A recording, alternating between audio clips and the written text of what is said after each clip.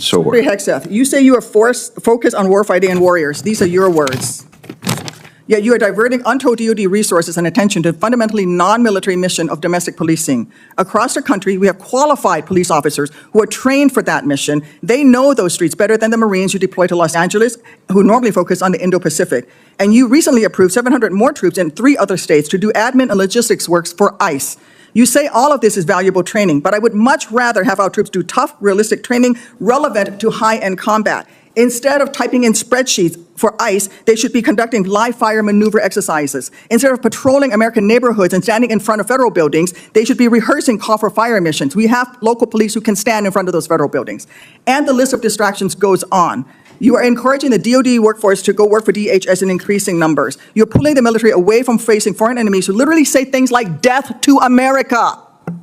And you're putting troops with weapons aimed at Americans. Mr. Secretary, let the military get back to its real job. Stop forcing them to do DHSs. And if you want to be the DHS secretary, maybe you can apply for that job when you're fired from this one due to your incompetence. This wasn't a soundbite. It was a reckoning.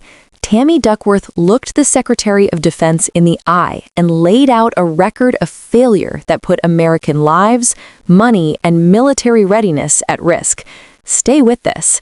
Senator Duckworth. Thank you, Mr. Chairman. In response to my colleague from Oklahoma, I believe the Secretary of Defense has just responded last week and admitted that the $1 billion mission that he led against the Houthis, who do not have a navy, has not restored the transit of U.S. flag commercial vessels through the Red Sea, and in fact has resulted in the loss of 2 F-18 Hornets to the tune of $60 million apiece, as well as, I believe the last count was 7 Reaper drones to the tune of another $200 million. You are blowing through money like my fellow cadets and I did in our first Liberty after basic camp. Luckily, I didn't end up with a questionable tattoo. Your failures, Mr. Secretary, since you've taken office has been staggering. You sent classified operational information over Signal to chest thump in front of your wife, who, by the way, has no security clearance, risking service member lives in the process. You blew the $1 billion fight against the Houthis, whom, again, as my colleague says, has no navy, and yet you lost all of those aircraft. You've created such a hostile command environment that no one wants to serve as your chief of staff or work with you in other senior DoD leadership roles. But what we should all be talking about, more than all of this, is that you have an unjustified, un-American misuse of the military in American cities, pulling resources and attention away from core missions to the detriment of the country, the war fighters, and yes, the war fighting that you claim to love. I don't know if this is because you are too inexperienced and incompetent to understand the real threats facing our country, or if it's because you are just an unqualified yes man who can't tell the president how to keep Americans safe. You are focusing on renaming bases for Confederate generals. You said just now to Senator King that to a man and to a woman, we would rather be associated with the old Confederate names. Well, I am one of those women. I served at Fort Rucker, Alabama, a base that was named for a traitor who took arms against the United States of America, led troops who killed Americans. It was renamed from Mike Novosel, a Medal of Honor recipient, who in his citation for the Medal of Honor includes that he saved 29 American lives, to include hovering backwards in a helicopter towards an enemy bunker where a wounded American was laying and saved that person, including after being taken fire himself. I know a little something about what it takes to fly a helicopter when you've been hit by enemy fire.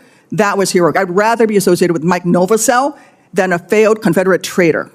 I don't know whether you are inexperienced or too incompetent, but I wonder when you will actually focus on our nation's warfighting mission. We know that California is just a deliberate, systematic, political and dangerous campaign led by you. We should not be using our military to play cops against Americans. General Kane, as chairman, a key part of your job is to coordinate military planning across the joint force. Is the department currently incorporating into any military plans expanding the use of the reserve forces to include the National Guard or active duty troops to support domestic law enforcement, including in other locations in the United States? Senator, you know, we careful. No, General. Well, it's not really a yes or no question, Madam Senator. We plan all kinds of different things. I think it is a yes or no question. I'm not aware of anything, but the reason why I'm answering is the tags may be looking at something that I'm not aware of. What are you doing at your level? You're not aware of that happening at your level? Because we know that on his first day, President Trump directed U.S. Northern Command to revise its unified command plan to add new planning requirements to combat, and I quote, criminal activities. A series of follow-up executive orders continue to redirect DoD priorities to supporting domestic law enforcement, including one in April that tells DOD, and I quote, use national security assets for law and order. In other words, do law enforcement's job. I'd like to enter these executive orders into the record, Mr. Chairman. Is there objection? Without objection, so Secretary ordered. Hegseth, you say you are focused on warfighting and warriors. These are your words. Yet you are diverting untold DOD resources and attention to a fundamentally non-military mission of domestic policing. Across the country, we have qualified police officers who are trained for that mission. They know those streets better than the Marines you deploy to Los Angeles, who normally focus on the Indo-Pacific. And you recently approved 700 more troops in 3 other states to do admin and logistics works for ICE. You say all of this is valuable training, but I would much rather have our troops do tough, realistic training relevant to high-end combat. Instead of typing in spreadsheets for ICE, they should be conducting live fire maneuver exercises. Instead of patrolling American neighborhoods and standing in front of federal buildings, they should be rehearsing call for fire missions. We have local police who can stand in front of those federal buildings. And the list of distractions goes on. You are encouraging the DOD workforce to go work for DHS in increasing numbers. You're pulling the military away from facing foreign enemies who literally say things like death to America. And you're putting troops with weapons aimed at Americans. Mr. Secretary, let the military get back to its real job. Stop forcing them to do DHSs. And if you want to be the DHS secretary, maybe you can apply for that job when you're fired from this one due to your incompetence. What Tammy Duckworth did in this exchange wasn't just harsh criticism. It was accountability grounded in experience. And that distinction matters. This wasn't a senator scoring political points. This was a combat veteran, a former Army helicopter pilot who lost both legs in service, looking directly at the Secretary of Defense and saying, the consequences of your leadership failures are real, measurable, and dangerous. Duckworth begins by doing something crucial that often gets skipped in Washington hearings. She anchors her critique in facts before emotion. A billion-dollar military operation against the Houthis failed to restore commercial shipping in the Red Sea. 2 F-18 fighter jets lost, multiple Reaper drones destroyed, hundreds of millions of dollars gone with no strategic payoff. That's not rhetoric, that's an audit. And notice what she's really highlighting here. It's not just wasted money, it's competence. The Houthis don't have a navy.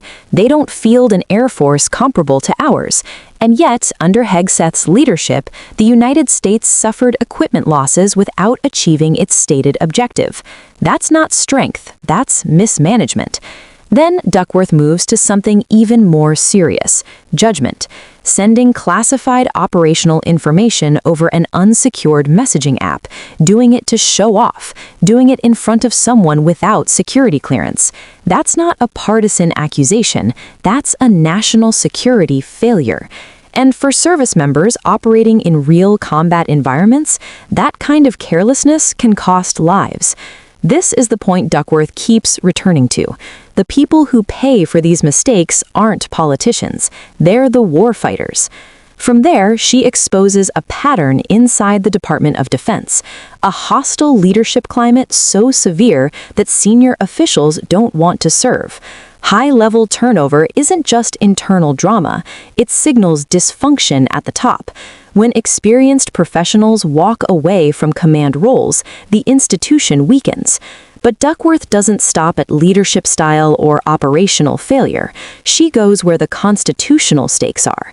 Her most serious charge is that the Secretary of Defense is misusing the military inside the United States, diverting resources away from actual defense missions and toward domestic law enforcement. That's not a small shift. It strikes at the foundational principle that the U.S. military is not meant to police Americans. This is where her argument becomes structural, not personal. Marines trained for Indo-Pacific conflict deployed to American cities.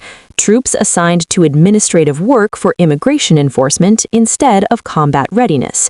National security assets redirected toward law and order missions traditionally handled by civilian police. Duckworth is pointing out something the public should understand clearly. Every hour spent patrolling neighborhoods is an hour not spent preparing for foreign adversaries. Every resource diverted inward is a resource not aimed outward at real threats, countries and groups that openly talk about harming Americans. And when Hegseth claims this is valuable training, Duckworth dismantles that idea with precision. Filling out spreadsheets for ICE does not prepare troops for high-end combat. Standing guard at federal buildings does not replace live-fire maneuver exercises. Policing is a profession. Warfighting is a different one. Blurring the two weakens both. Then comes one of the most powerful moments of the exchange, and it's easy to miss why it matters. When Hegseth suggests that service members would prefer Confederate base names, Duckworth responds not as a politician, but as someone who actually served on one of those bases. She contrasts a Confederate general who fought against the United States with Mike Novosel, a Medal of Honor recipient who saved American lives under fire. This isn't about wokeness or culture wars. It's about values. Who we choose to honor says something about who we are. Duckworth makes it unmistakably clear, honoring traitors who took up arms against the United States is incompatible with a military built on service and sacrifice. And finally, she brings it all together. The question isn't whether Hegseth is loud enough, aggressive enough, or ideologically aligned enough. The question is whether he understands the mission, respects the limits of military power, and can tell the president hard truths when national security is at stake. Duckworth's conclusion is brutal because it's reasoned. Either the secretary lacks the experience and competence to understand modern threats, or he lacks the independence to push back against political misuse of the armed forces. Either way, Americans should be concerned. This exchange matters because it exposes a deeper issue. When leadership treats the military as a political tool instead of a professional institution, readiness suffers, safety erodes, and democracy itself is strained. Under moments like this, the public gets a rare glimpse of what accountability is supposed to look like. Not shouting, not slogans, but someone with credibility laying out the cost of failure in plain terms.